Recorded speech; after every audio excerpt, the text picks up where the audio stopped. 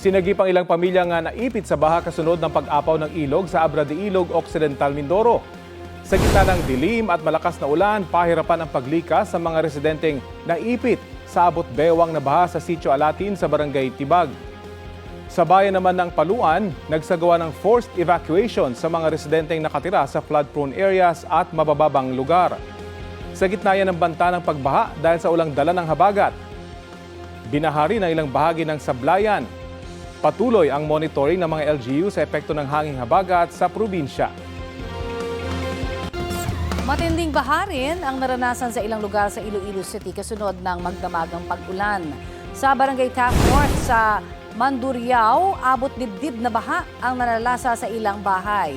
Abot tuhod na baha naman ang naranasan sa ilang kalsada sa Barangay Bolilaw.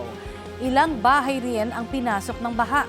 Sa Barangay MV Hechanova, hindi na rin madaanan ang kalsada dahil sa matinding baha. Nakaranas rin po ng pagbaha sa ilang barangay sa La Paz District. Ngayon din sa Iloilo City proper.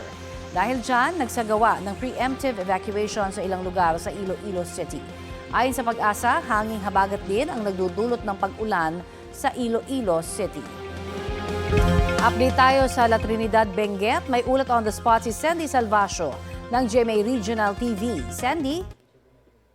Connie, bagaman umaayos na ang lagay ng panahon dito sa La Trinidad, Benguet, hindi raw maikakaila ang malawak na pinsala ng kalamidad sa iba't ibang sektor sa bayan. Inirerekomenda na ng lokal na pamahalaan ng La Trinidad ang pagdedeklara ng state of calamity sa bayan kasunod ng malawakang pinsala sa turismo, agrikultura at iba pang sektor ng lokal na ekonomiya. Bunsod ito ng mga bagyong Luis at Maymay pati ng habagat. Dahil konti lang ang mga turista, nagsara muna sa pwesto ang ilang mga negosyante. Kakaunti rin ngayon ang mga binebentang strawberries na 400 to 500 pesos kada kilo. Ayon sa alkalde ng bayan, pinaka-naapektuhan ang sektor ng agrikultura matapos masira ang pananim ng ilang magsasaka. Apektado rin ang biyahe ng mga gulay dahil sa ilang sirang kalsada tulad ng bumigay na bahagi ng provincial road sa Barangay Bagcal, La Trinidad. Access road din kasi ito ng mga sasakyan na nagdurugtong sa Benguet at Nueva Vizcaya. Sinuspinde ng La Trinidad LGU ang face-to-face classes mula preschool hanggang senior high school sa lahat ng pampubliko at pribadong paaralan sa bayan ngayong araw. Connie.